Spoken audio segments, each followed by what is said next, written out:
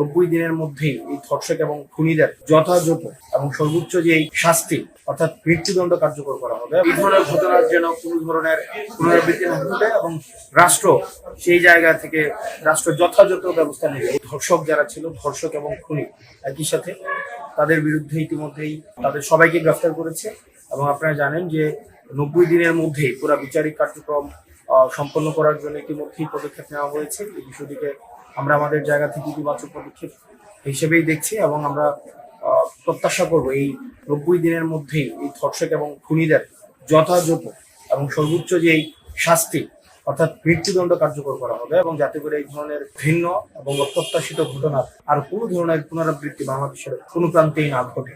এবং যারা বিক্ষোভ করছে তাদের বিক্ষোভ যৌক্তিক, কারণ আমাদের হৃদয় রক্তক্ষরণ হচ্ছে, এই ধরনের একটি ঘটনা ঘটেছে।